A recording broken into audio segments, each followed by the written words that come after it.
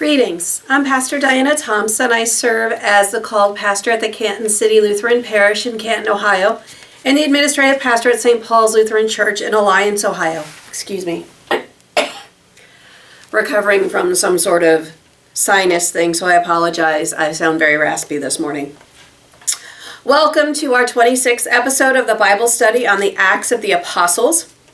If you have come across this video randomly, I welcome you, and I hope that the Spirit has guided you into a place of wisdom and hope and inspiration. You're welcome to start with this episode, or you're welcome to go back to the YouTube channel and start with episode 1. Either way, I do hope you find this time fulfilling and valuable for you. For those of you who have been with me before, you know that I encourage you to have 3 tools with you. 1, a Bible, translation of your choice. It can be digital or printed, whatever you have access to. 2nd is paper, and then 3rd is a pen or pencil. And I encourage the paper and pen and pencil not for you to take like intense notes, but instead to jot down thoughts, ideas, questions, inspirations, to doodle, to draw a picture that's been inspired for you. If you need to pause the video because you need to process something you heard, feel free to do that. This is your learning time, so use those tools as you need, and obviously this time as you are available. You can always pause and come back if something interrupts your time here today. You will notice at the end of the video my contact information. You're welcome to reach out to me privately, but you're welcome to leave comments and questions in the comments on the YouTube channel. There is opportunity for us to discuss with each other. As I see those comments, I will try to address those in the next episode or reply to them in the comment section. So please feel free to comment as you are inspired. So today we are going to be in chapter 25 of the Acts of the Apostles, or sometimes called the book of Acts. And we will be looking at 3 parts to the same story. First is Paul's appeal to the emperor to go to Rome. And that'll be in chapter 25, verses 1 through 12. And then Festus, the new governor, consults with King Agrippa, who is the Jewish appointed leader for Rome at that time, and that's verses 13 through 22. And then Paul is brought before Agrippa in verses 23 to 27, so that King Agrippa could interview him and give feedback to Festus. So let's get into this study, but before we do, I want to lift up the 6 themes that run through the Gospel of Luke in the book of Acts. And the first of those is God's redemptive purposes. 2nd is salvation for all alike. 3rd is the blessings of poverty and the dangers of wealth. 4th is table fellowship. 5th is the role of the disciple. And 6th is the importance of an accurate witness. Now, not every story reaches out on all of these topics. The story we're in right now is actually kind of a transition to how Paul gets to Rome. God has promised Paul that he would go to Rome.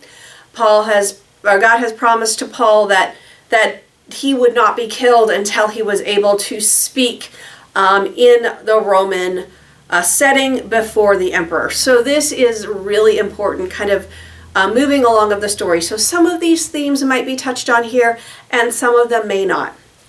So as we get in here, just some general reminders that up until this point, the governor of the area was Felix. He has completed his term of service, and a new governor has come in. His name is, Porcius Festus, and he is now following through on what Felix has left. And unfortunately, Felix did not do his due diligence and follow his duty. He was trying to keep peace with the Jews and build support with them, so he actually let Paul sit in jail for 2 years, which is actually against Roman law, especially, and against Roman law for Roman citizens. Non-Roman citizens could be held indefinitely, but Roman citizens were not allowed to be held indefinitely without charges. And at this point, there were no charges that Felix had placed against Paul. So he was just in jail, kind of biding his time. So now Governor Festus is preparing to review Paul's case.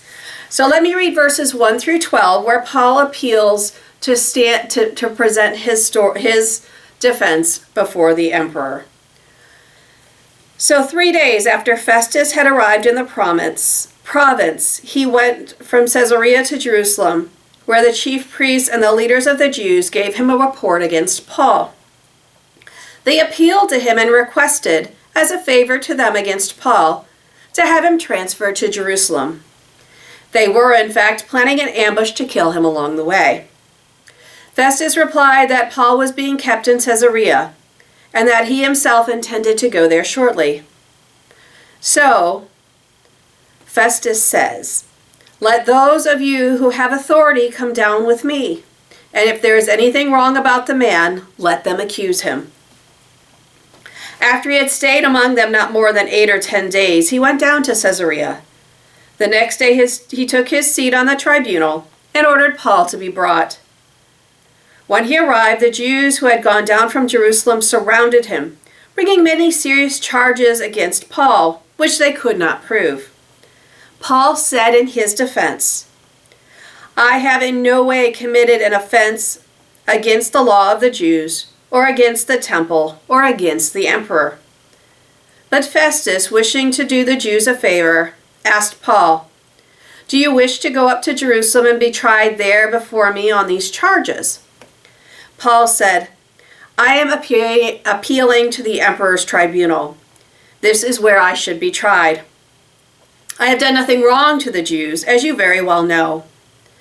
Now if I am in the wrong and have committed something for which I deserve to die, I am not trying to escape death. But if there is nothing to these charges against me, no one can turn me over to them. I appeal to the emperor." Then Festus, after he conferred with his council, replied, "You have appealed to the emperor. To the emperor you will go." So again, as his right as a Roman citizen, Paul says, "I have not committed charges. I have not committed these charges. I want to appeal my case before the highest tribunal, and that is the emperor's tribunal." And Festus, one of the things he's known for is in his ruling, as he's ruled over Jerusalem. And it's noted in other sources outside the Bible that he was a law and order person, that he was going to follow the law, and he was going to do that throughout his reign as governor. So the fact that he heard the charges against Paul, and he heard Paul's request to go before the emperor, he will follow the law. He will do what is his duty. And Felix, the governor before him, was not one to follow the laws. He was one who usually tried to curry favor with people in power in the region where he was serving. So the fact that this change in governor has allowed Paul to really be heard for the first time.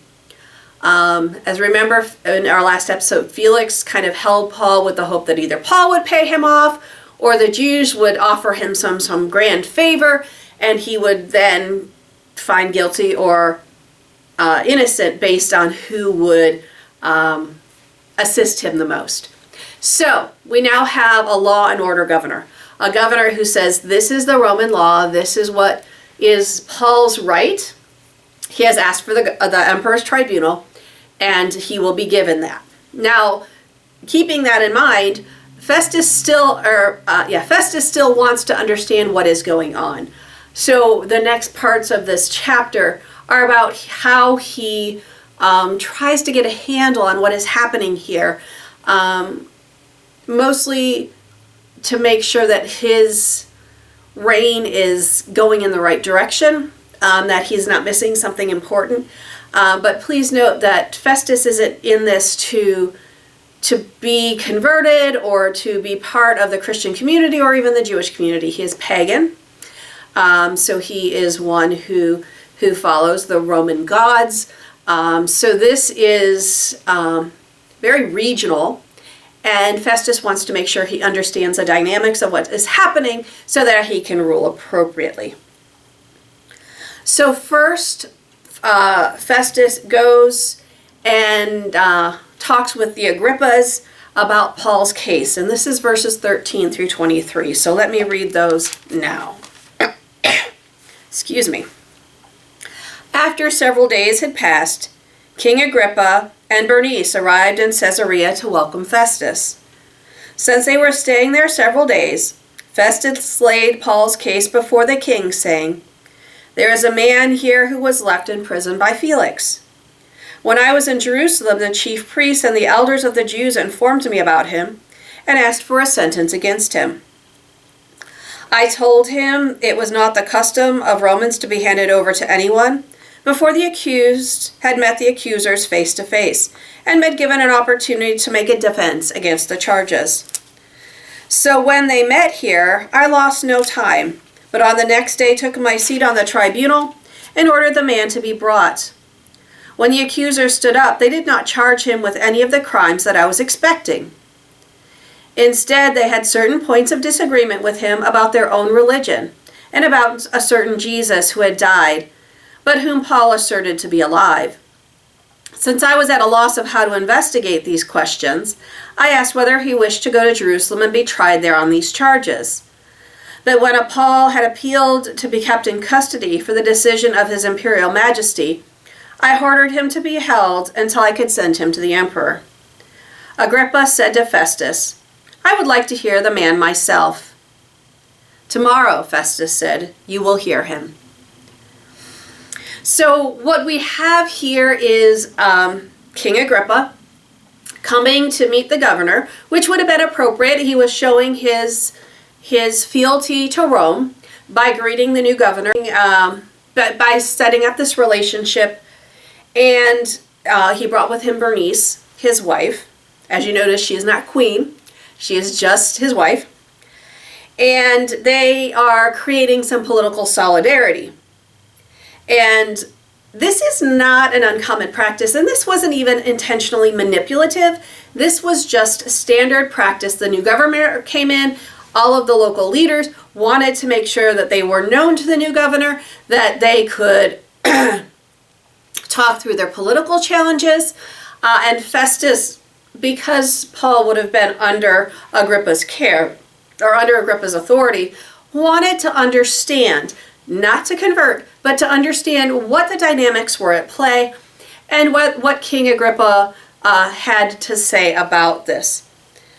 So, of course, we have very different backgrounds. Remember, Festus is a pagan, and Agrippa and Bernice are secular Jews. And I think that's important to understand. Secular Jews means that they are Jewish by cultural identity, but that doesn't mean that they are practicing the Jewish laws and traditions and the religious side of that. So it's so they have an understanding of what it means to be Jewish, about the Jewish teachings, but they don't necessarily follow those teachings.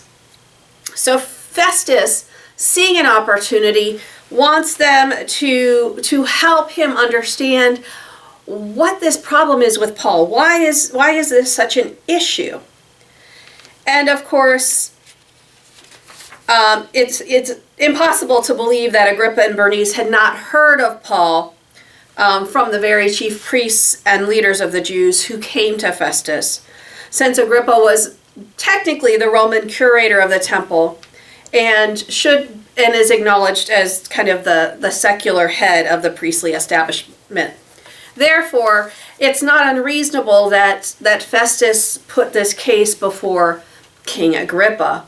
And though, of course, Luke doesn't indicate that Paul is the primary reason for the summit. And that's why I believe as well that this was Agrippa and Bernice coming to show their support of the new governor and to make sure that they were in his good graces. So this isn't necessarily the intention of this meeting, but Festus takes advantage of this opportunity. So in verses 14 through 21, Festus kind of reviews Paul's case, and he follows the plot line of Luke, as we saw in verses 1 through 12. But he's adding new details to reflect his judicial talents of what he sees in this story. And what he's seeing is he's seeing this internal a religious struggle. And even the way he describes it in verse 18 and 19 is that there's points of disagreement about their own religion. So he doesn't even separate them as two religions. This is a Jewish religious issue. There's dissent within the organization, within the community. And he even doesn't, use Jesus as a certain Jesus. Like this is abstract for Festus. This is a religious conversation in the abstract.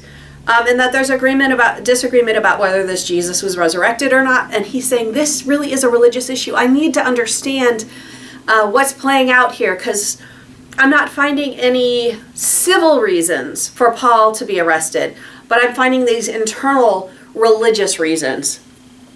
And of course, the challenge was that the religious leaders wanted Paul taken back to Jerusalem. They wanted a trial. They wanted a final sentence against him.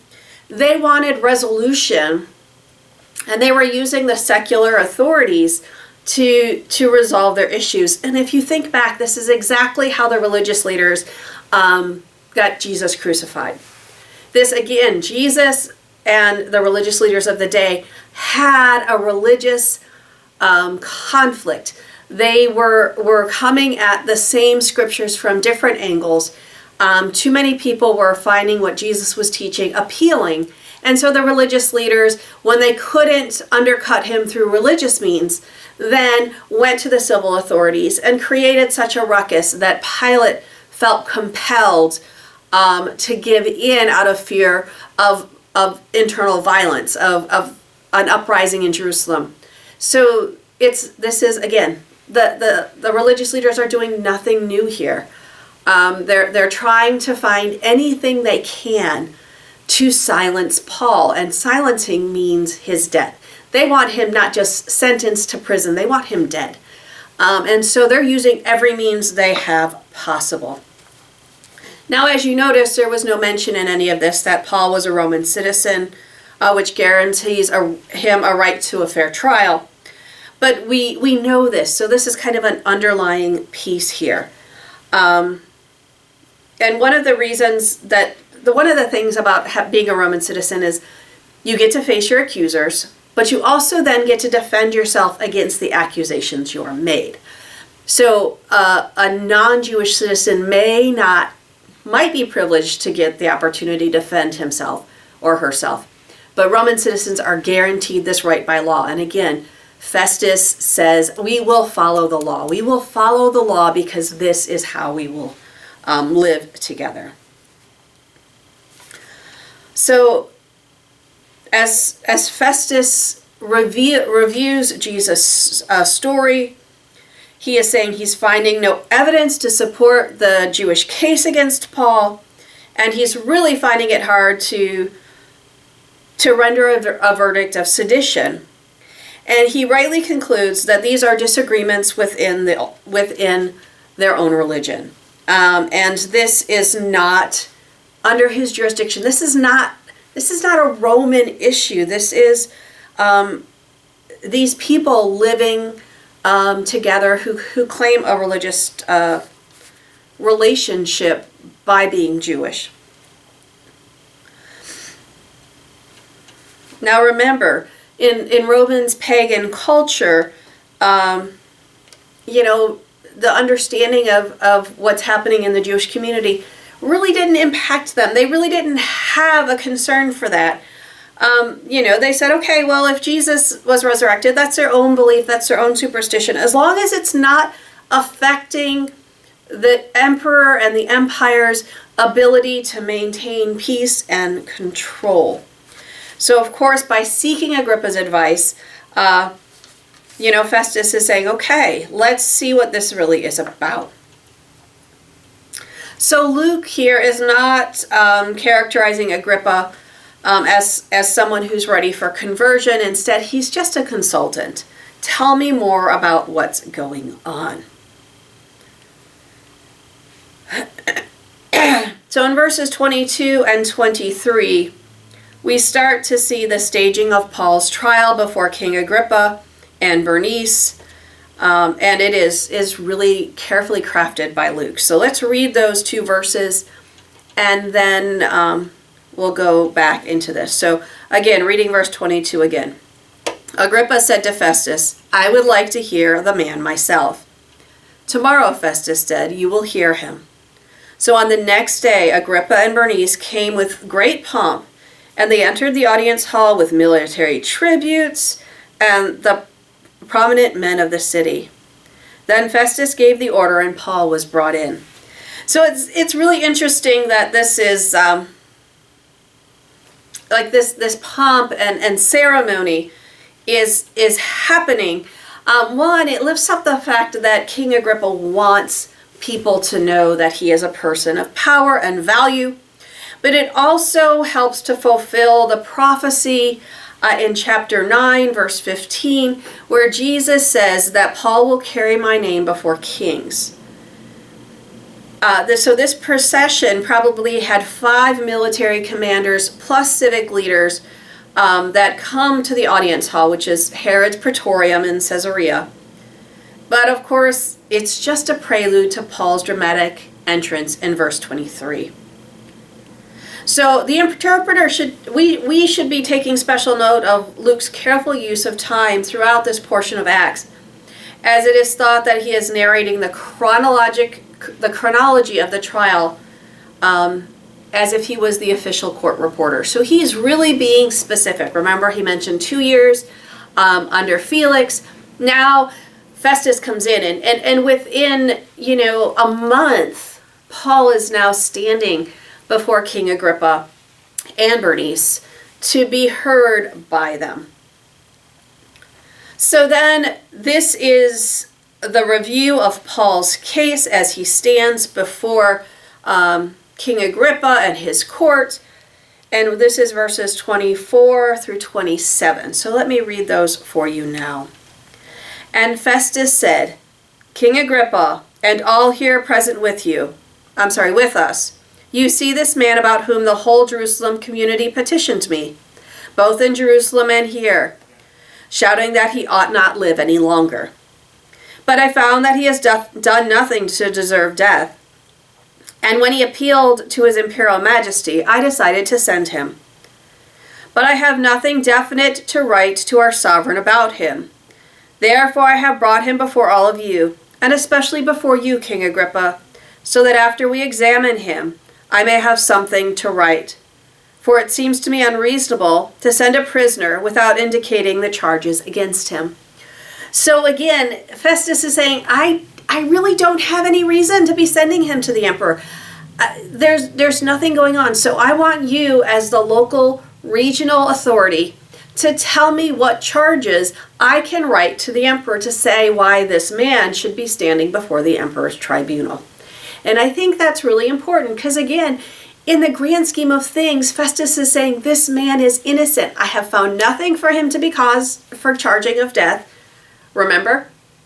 Same words were said by Pilate. I have found nothing for him to be caused. I will have him flogged and I will have him released. And the riot, the voices of the crowd and the people stirred up by the religious leaders was to crucify him. And Pilate, in desperation, was trying to help the community by offering to release either Jesus or Barabbas. This is not what's happening here. So Festus is saying, I want to follow the rules. I want to follow the law. This is what I need. I cannot send him before the emperor's tribunal without charges. And I have found nothing that has been sustainable. So King Agrippa, help me out here. Help me do this. So again, this is in a secular setting, and even though Agrippa and Bernice are secular Jews, this is still really a civil issue on. And it's not surprising that Festus is asking for Agrippa's help. This is actually a good political move. But it also will help secure his administration. If he can get other leaders to say, okay, he wants to work with us, he's assisting us, we want to be cooperative with him, this would be really helpful. So Festus wants to appease his Jewish constituents by finding Paul guilty, but he can't do so under Roman law. So he is depending on Agrippa either to find guilt or to declare the man innocent, and then Agrippa can take the political heat. So Festus has already indicated to Agrippa that he acknowledged the crime against Paul as heresy, but that is again still an internal Jewish theological issue and not a civil one. So in this particular setting, in this civil setting, the primary goal is by Festus is to have Agrippa declare Jesus innocent, which we will see he eventually does in chapter 26. Now, just a few notes about Agrippa. This is the same family that was that King Herod was when Jesus was born, who ordered the slaughter of innocent children to defend his throne. So there's no reason for us to believe that this king has any less concern or support of a Christian reality. So it's interesting to see how this plays out. So here we go, as Festus uses hyperbole to describe the scope of the controversy. And I say hyperbole because in verse 24 he says, "This man about whom the whole Jewish community petitioned me, both here in Jerusalem." Well, this intensifies the nature of the problem, because the fact is as we've noticed, it's religious leaders who are the ones who are bringing the trial. And maybe they are speaking on behalf of the Jewish people, but maybe they claim to do so, and so Festus has taken their claim at face value. But if this is true, then his hyperbole simply reflects the ignorance of the Jewish problem with Paul, Festus's problem of not understanding what is going on. So, because remember, there's a huge gathering of followers of Jesus. So this is not all Jews who have a problem with Paul. This is again an internal struggle within the Jewish community, as Paul is continuing to call Jews to be repentant and to understand that the Messiah has arrived, and salvation is at hand, and there's still resistance. So we have this political reality and this internal religious struggle playing out. And I'll be honest with you, the Christian church has had many schisms. Those are divisions within the Christian community. So we can't say that this is a Jewish versus Christian issue. All religious traditions go through times of growth. And there are people within that community that step out of the main group, maybe staying on the fringe of it and sometimes completely separating, and that's what we would call a schism. There's that chasm between the two. So I want to be clear right here that this is not a Christian versus Jewish issue. This is about how religion changes and grows over time, but how all traditions, especially those who believe themselves to be orthodox or correct, will not only marginalize those who disagree, but vilify those who disagree. So there's something going on here, and I want to make sure that you understand that this is not an anti-Semitic rant. This is just about how this is being played out, and the theology that Luke is talking about here is not anti-Semitic. It's not meant to be that Jews are some sort of evil part of God's creation, because the fact is Jesus is Jewish, and the people who are following Jesus are saying we are Jewish. And though Gentiles have come into the community, they are saying we are not giving up our Jewish roots. We still understand ourselves to be part of the Jewish community. So this internal struggle is about how the community as a whole, the Jewish community as a whole, accepts or doesn't accept disagreements within itself. And remember, we even had that between the Pharisees and the Sadducees, who disagree about the possibility of resurrection. So there's agreements and disagreements. In this particular situation, those followers of Jesus and the acceptance of this teaching is really causing anxiety among the religious leaders, and so they are doing everything in their power because they can't order someone to death. It's against Roman law, and that is a way just to keep the peace. So they're trying to find civil reasons to isolate and eliminate Paul because he is the current vocal manifestation. So, of course, early on in the book of Acts, we saw them trying to isolate the 12 disciples, or the 11 disciples plus the 12th who was added, and isolate them and limit them. But this movement, this follower of Jesus movement, was not going to be stopped. And this is terrifying for any organization when there's a transition happening and they're seeing change. To vilify, to isolate, or eliminate that which they find troubling. So that was my side note on this, that again, this isn't an anti-Semitic issue. This is an inter-religious issue, and we see this played out in communities all over the place. So that's where we're at. So as Festus concludes his remarks, there's kind of two things to pay attention to. So Festus is the rational outsider who's looking in. And he says, it seems to me unreasonable or illogical to send a prisoner without the charges against him in verse 27. But also that various Jewish mobs, including the Sanhedrin, have been shouting that Paul ought not to live any longer in verses 24.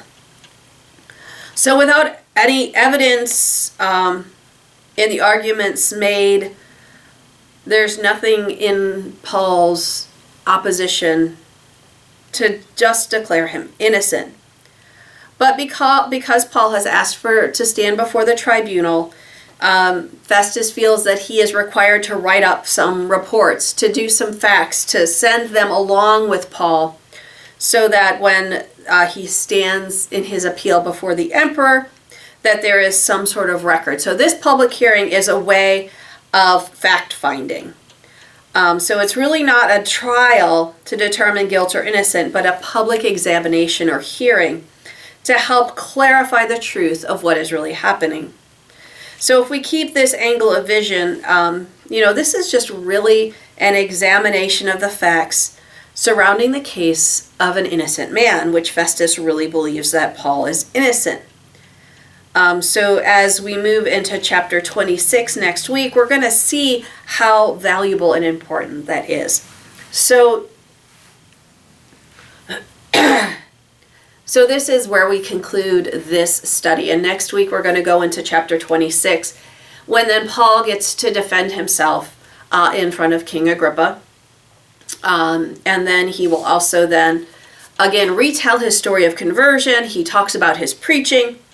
And then he appeals to Agrippa to become a believer.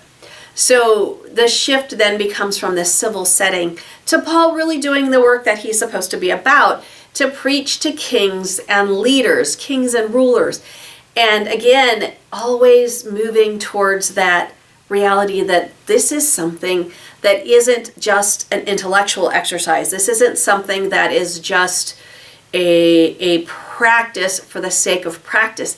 This is something that brings salvation. So that's where we'll go in chapter 26. I'm really excited that you joined me today. Let's go through those 6 themes and see if any of those were touched on in today's story. So first, God's redemptive purposes. As I said earlier, this really is kind of an introduction to getting Paul to Rome. So there really hasn't been a whole lot of theological argument. We'll hear more of that in chapter 26. How about salvation for all alike?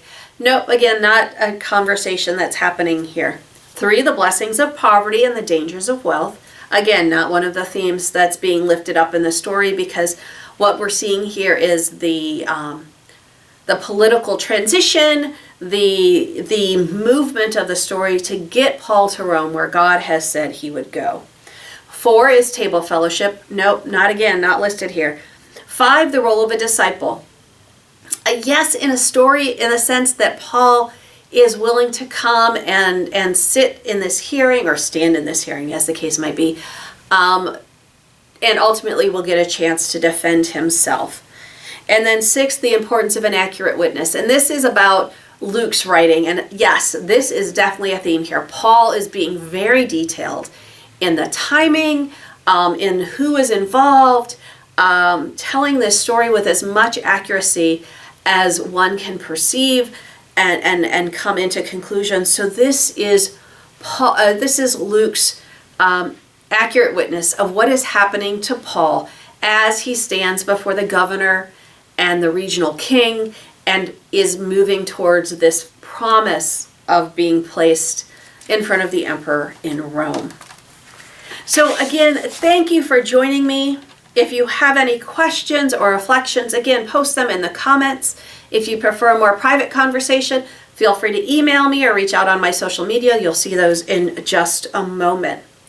So in episode 37, as I mentioned, we're going to be in chapter 26, and Paul defends himself before Agrippa. Paul tells of his conversion, Paul tells of his preaching, and then of course Paul appeals to Agrippa to believe.